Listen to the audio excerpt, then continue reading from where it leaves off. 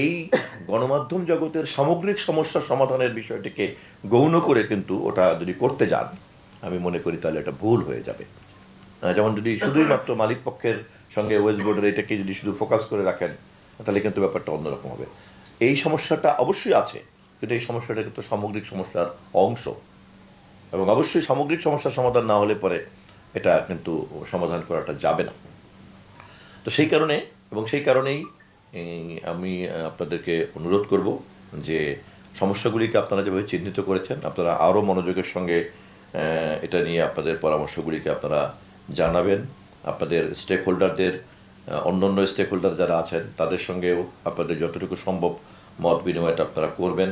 যেমন এই জগতে ইতিমধ্যেই যেমন টেলিভিশন মালিকরা আছেন, আপনারা আছেন, তারপরে আপনার কেবল অপারেটররা আছেন, তারপরে ধরেন এটার মধ্যে যে নানান রকম বিভাজিত পেশা তৈরি হয়ে গিয়েছে, ব্রডকাস্টিং ইঞ্জিনিয়ারিং, সাউন্ড ইঞ্জিনিয়ারিং, তারপরে আপনার গ্রাফিক্স, এরকম নানান রকম কমিউনিকেশন সায়েন্স যেটা খুব কমপ্লিকেটেড হয়ে গেছে, যদিও আমাদের দেশে এখনও অতটা ছড়িয়ে পড়ে নাই।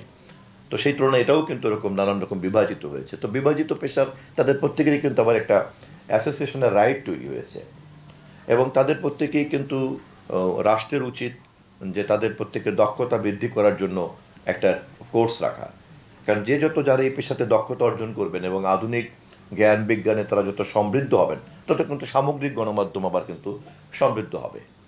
তো যার আসলে দুর্বল রাষ্ট্রের কাছ থেকে ট্যাক্স ফাঁকি দেওয়ার জন্য যারা গণমাধ্যমের মালিক হতে চান, তিনি নিশ্চয়ই সামগ্রিক এটার মধ্যে ঢুকতে চাইবেন না। কারণ এরকম একটা ডিসিপ্লিন রেগুলেশন বোর্ড তৈরি হলে তো ন্যাচারালি তার এই মোটিভ মানে বাধাগ্রস্ত হবে।